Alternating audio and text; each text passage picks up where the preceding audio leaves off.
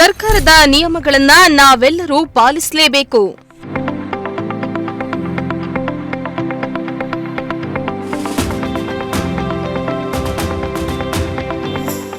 ಸಾರ್ವಜನಿಕರಿಗೆ ತಿಳುವಳಿಕೆ ನೀಡಿದ ಸರ್ಕಲ್ ಇನ್ಸ್ಪೆಕ್ಟರ್.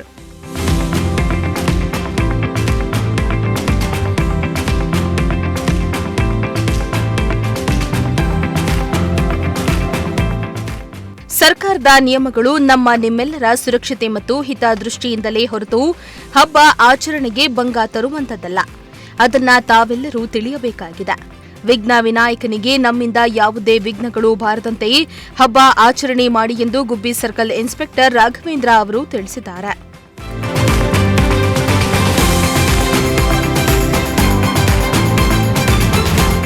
ಗುಬ್ಬಿ ಪಟ್ಟಣದ ಪೊಲೀಸ್ ಠಾಣೆಯಲ್ಲಿ ನಡೆದ ಗೌರಿ ಗಣೇಶ ಮತ್ತು ಈದ್ ಮಿಲಾದ್ ಹಬ್ಬದ ಪ್ರಯುಕ್ತ ಕರೆದಿದ್ದ ಪೂರ್ವಭಾವಿ ಸಭೆಯಲ್ಲಿ ಮಾತನಾಡಿದ ಅವರು, ಹಬ್ಬ ಆಚರಣೆಗೆ ಇಲಾಖೆಯ ಪೂರ್ವಾನುಮತಿ ಪಡೆಯುವ ಜೊತೆಗೆ ಯಾವುದೇ ಅಹಿತಕರ ಘಟನೆಗಳು ನಡೆಯದಂತೆ ಮುನ್ನೆಚ್ಚರಿಕೆ ಕ್ರಮ ವಹಿಸಬೇಕಾಗಿದೆ. ಜೊತೆಗೆ ಸಾಮಾಜಿಕ ಜಾಲತಾಣದಲ್ಲಿ ಸುಳ್ಳು ಮಾಹಿತಿಯನ್ನ ಹಬ್ಬಿಸಿ ಶಾಂತಿಭಂಗ ತರುವ ವ್ಯಕ್ತಿಗಳ ವಿರುದ್ಧ ಯಾವುದೇ ಮುಲಾಜಿಲ್ಲದೆ ಕ್ರಮ ವಹಿಸಲಾಗುವುದೆಂದು ತಿಳುವಳಿಕೆಯನ್ನ ನೀಡಿದರು.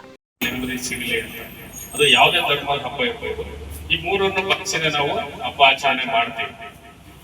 ಆದ್ರೆ ಈಗ ನಾವು ನಮ್ಮ ಸಬ್ ಇನ್ಸ್ಪೆಕ್ಟರ್ ಇಷ್ಟೊತ್ತವರೆಗೂ ಹೇಳ್ತಾ ಇದ್ರು, ಅವನ್ನೆಲ್ಲ ನೀವು ದಯವಿಟ್ಟು ಪೊಲೀಸ್ ಇಲಾಖೆಯಿಂದ ಸರ್ಕಾರದಿಂದ ನಮ್ಮ ಹಬ್ಬವನ್ನ ಆಚರಣೆ ಮಾಡೋದನ್ನ ನಿಯಂತ್ರಣ ಮಾಡ್ಲಿಕ್ಕೆ ಸಂಘಟನೆಗಳು ಷರತ್ತುಗಳನ್ನ ಹಾಕ್ತಾ ಇದ್ದಾರೆ. ನಮ್ಮ ಆಚರಣೆಗಳನ್ನ ಮೊಟಕುಗೊಳಿಸ್ಲಿಕ್ಕೆ ಇವರು ಷರತ್ತುಗಳನ್ನ ಹಾಕ್ತಾ ಇದ್ದಾರೆ ಅಂತ ದಯವಿಟ್ಟು ತಪ್ಪು ತಿಳ್ಕೋಬಾರದು. ಇವನ್ನೆಲ್ಲ ನಾವು ಯಾಕೆ ಈ ರೀತಿ ಮಾಡಿ ಅಂತ ಹೇಳ್ತೀವಿ ಅಂದ್ರೆ, ನಾವು ಹಿಂದೆ ಇತಿಹಾಸ ನೋಡಿದೀವಿ. ಸುಮಾರು ಹಬ್ಬದ ಟೈಮಲ್ಲಿ, ಒಳ್ಳೆ ಖುಷಿ ಇರ್ತಕ್ಕಂಥ ಟೈಮಲ್ಲಿ, ಸಂತೋಷ ಇರ್ತಕ್ಕಂಥ ಟೈಮಲ್ಲಿ ಅವಘಡಗಳು ಸಂಭವಿಸಿ ಆ ಕುಟುಂಬ ಆ ಹಬ್ಬ ಬಂದ್ರೆ ಸಾಕು, ಈ ಹಬ್ಬದಲ್ಲೇ ನಮ್ಮ ಮಗ ನೀರಲ್ಲಿ ಮುಳುಗಿಸುತ್ತಿದ್ದು ಅಂತ ಹೇಳಿ ವರ್ಷ ಜೀವನ ಪೂರ್ತಿ ಹಬ್ಬ ಬಂದ್ರೆ ಅವ್ರಿಗೆ ಅದ್ ನೆನಪಾಗ್ತಾ ಇದೆ. ಈ ಇತಿಹಾಸಗಳು ಹಿಂದೆ ನಡೆದಿದ್ದಾವೆ, ನಾವು ನೋಡಿದೀವಿ. ಶಿವಮೊಗ್ಗದಲ್ಲಾಗಿತ್ತು, ಹಬ್ಬ ಮುಗಿಸ್ಬಿಟ್ಟು 11 ಜನ ಜಲಸಮಾಧಿ ಆದ. ಸೊ ಇವೆಲ್ಲ ಆಗ್ಬಾರ್ದು ಅನ್ನೋ ಒಂದು ಉದ್ದೇಶದಿಂದ, ಸಾವು ನೋವು ಸಂಭವಿಸಬಾರ್ದು, ಸುಖ ಶಾಂತಿ ಇರ್ಲಿ, ಯಾರಿಗೂ ಕೂಡ ಅನಾಹುತಗಳು ಆಗ್ಬಾರ್ದು ಅನ್ನೋ ಉದ್ದೇಶದಿಂದ ನಾವು ಈ ರೀತಿ ಮಾಡಿ ಅಂತ ಹೇಳ್ತೀವಿ ಹೊರತು ನಿಮ್ಮ ಆಚರಣೆಗಳಿಗೆ ಭಂಗ ತರಬೇಕಂತ ಉದ್ದೇಶ ದಯವಿಟ್ಟು ಯಾರು ತಪ್ಪಿಸ್ಕೋಬೇಡಿ.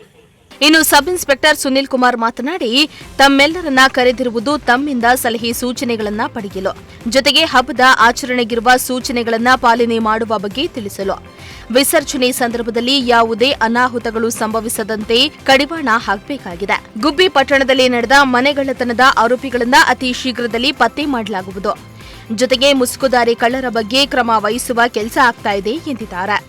ಎಲ್ಲರೂ ಸಹ ಇಲ್ಲಿ ಬಂದಿದ್ದೀರಾ, ಎಲ್ರಿಗೂ ಈ ಕಾರ್ಯಕ್ರಮಕ್ಕೆ ಬಂದು ತಮ್ಮ ಅಮೂಲ್ಯವಾದ ಸಲಹೆ ಸೂಚನೆಗಳನ್ನ ಕೊಟ್ಟಿದ್ದಕ್ಕೆ ಧನ್ಯವಾದಗಳನ್ನ ಹೇಳ್ತಾ ಇದ್ದೀವಿ. ಮತ್ತೆ ಶಿವಕುಮಾರ್ ಅವರು ಒಂದು ಇದೇ ಹೇಳಿದ್ರು, ಒಂದು ಮನೆ ಕಳ್ತನದ್ದು, ಆ ಮನೆ ಕಳ್ತನದನ್ನ ಪತ್ತೆ ಮಾಡ್ತೀವಿ, 100% ಅದು ಪ್ರಗತಿಯಲ್ಲಿ ಐತೆ. ಮತ್ತೆ ಈ ಏನು ಮುಸುಕುದಾರಿಗಳು ಅಂತ ಹೇಳಿದ್ರು, ಅದ್ರ ಬಗ್ಗೆನೂ ಸಹ ಕ್ರಮ ವಹಿಸ್ತಾ ಇದೀವಿ. ಬಿಟ್ ಸ್ಟ್ರಾಂಗ್ ಆಗಿದೆ.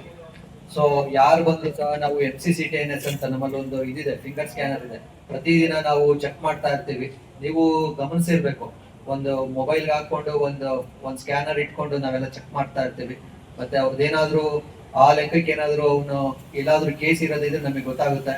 ಅವ್ರನ್ನ ಕರ್ಕೊಂಡ್ಬಂದು ಏನು ಮುಂಜಾಗ್ರತಾ ಕ್ರಮ ತಗೋಬೇಕು ಆ ಕೆಲಸನೂ ಆಗ್ತಾ ಇದೆ.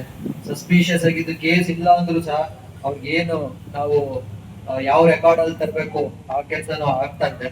ಸೊ ಖಂಡಿತವಾಗ್ಲೂ ಏನು ರಕ್ಷಣೆ ಕೊಡ್ಬೇಕು ಆ ರಕ್ಷಣೆ ನಾವು ಕೊಡ್ತೀವಿ.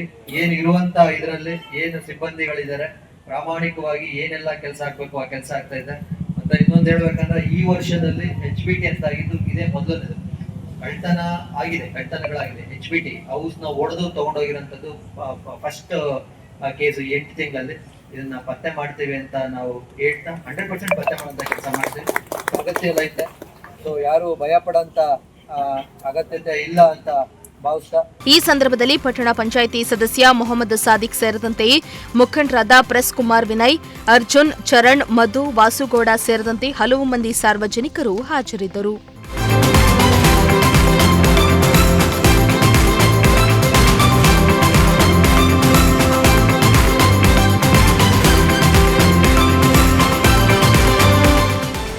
ನಾಗರಾಜು, ಪ್ರಜಾಶಕ್ತಿ ಟಿವಿ, ಗುಬ್ಬಿ.